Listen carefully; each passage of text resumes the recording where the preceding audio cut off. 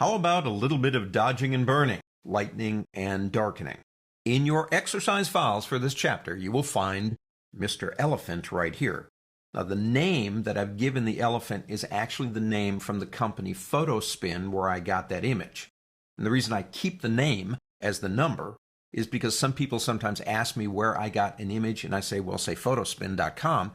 And they say, no, where did you get exactly that image on Photospin?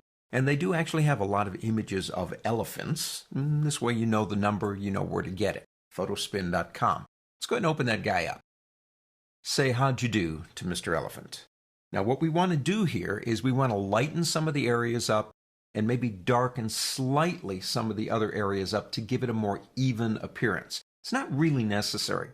You talk to a lot of photographers and they appreciate Photoshop like I do. They love it. But they don't want to do too much because they want the image to appear more natural.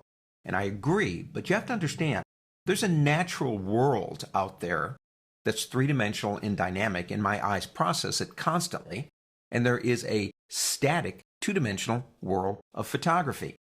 If I were moving down this elephant in the real world and looking at him, or actually her, I have no idea, basically my eyes would compensate for these areas in here, and they would allow me to see more detail.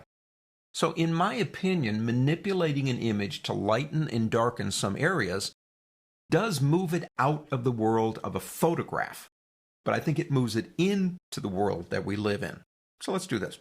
Here's my dodge tool. I already have it selected. We'll start with lightening up some of the areas. Now up here, we have a range. I want to do a range of shadows. I want to get into the darker areas. And I'm going to change the exposure. That's way too much. Now you can do that by double-clicking, typing in the number 20. To me, that's the fastest. Or you could use your up and down arrow keys any way you want to. Change that to about 20. Actually, I think the number is going to change based on how aggressive you want to be. And remember, exposure only does up to 20% as long as you're holding down your mouse button when you're brushing. It won't do any more. So you can spend some time in a leisurely way and do it exactly the way you want it to be. I do want a bigger brush, so I'm going to use my right and left bracket keys, which is kind of nice. Something about maybe like that. And we're going to come over here to background and press Control-J to give a copy. Why? Because this is destructive editing when you're using this tool. And I want to have a before and an after, or maybe I changed my mind, I want to go back to the original. All that done, come over here and click and hold and just begin moving. Now these are going to be subtle moves. By that I mean, if you try to do too much, it's going to flatten the image out. It's not going to look natural anyway. So I'm going to keep going on this area until I get that full 20%. Again, I'm not planning on making it look like there's a spotlight down there. I just want to lighten it up just a little bit. Okay. Now I'm going to let go of the mouse. And I'm going to move over here, a little bit of a smaller brush. And let's just lighten up some of these areas down in here. Come down here. Maybe get a little bit of that trunk. And under here, but I'm going to avoid that highlight area. So this is a brush technique, if you will. Okay, I like that.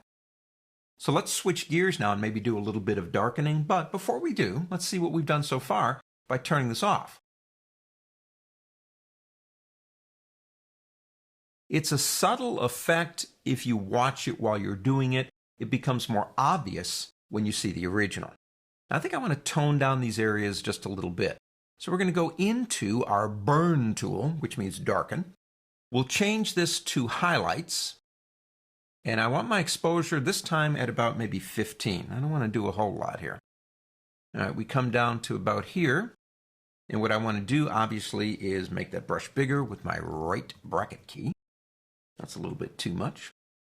And then just begin very subtly painting in these areas. Now, since we're choosing highlights, the cool thing about that is if we get too much into the midtone or darker areas, it really won't impact it because it's only being controlled by that one area.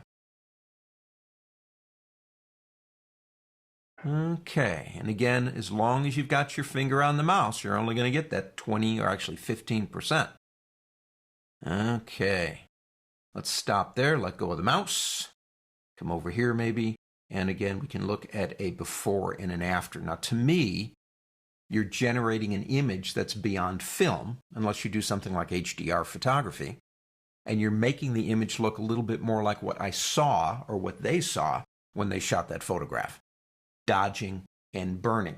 In the next lesson, we'll look at a creative use of sponging. On to the next.